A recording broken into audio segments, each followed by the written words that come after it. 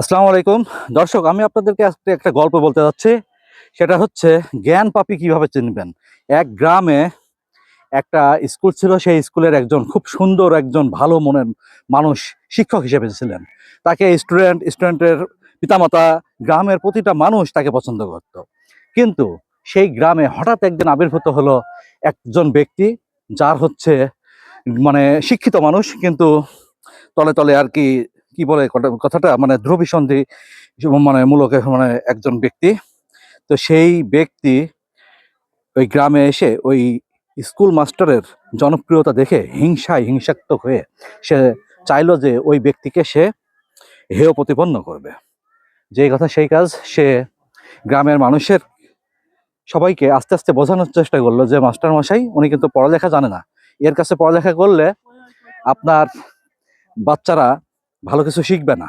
তো গ্রামের মানুষ বলল যে আমরা কিভাবে বুঝবো, উনি তো অনেক ভালো মানুষ। তো বললো যে ঠিক আছে, আমি আপনাদেরকে প্রমাণ করে দেবো, আগামীকালকে আপনারা সবাই স্কুলে আসবেন। তো সবাই সেই স্কুলে গেল। স্কুলে যাওয়ার পরে উনি স্কুল মাস্টারকে গ্রামের সবার উপস্থিতিতে চ্যালেঞ্জ করলো যে আমার প্রশ্নের উত্তর তুমি দিতে পারবে না তো, জাস্ট একটা সিম্পল একটা ইংলিশ বলবো। তো ব্ল্যাক বোর্ডে উনি লিখলেন আই ডোন্ট নো। এবার বললেন যে সবার সামনে এর উত্তর দেন আপনি। তো টিচার বললেন আই ডোন্ট নো, আমি জানি না।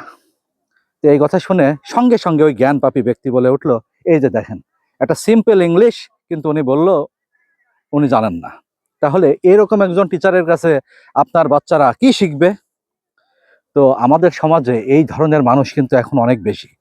বিশেষ করে সামনে কিন্তু এখন নির্বাচন।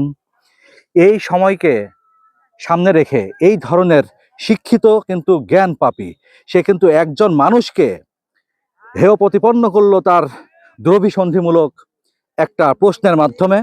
পাশাপাশি সে কি করলো, ওই গ্রামের প্রতিটা মানুষকে মনে করেন যে সে একটা বিভ্রান্ত করে ফেললো। তাহলে এই জ্ঞান দ্বারা সে যেই পাপটা করতে পারে, একজন অশিক্ষিত পাপী সেই পরিমাণ পাপ করতে পারে না।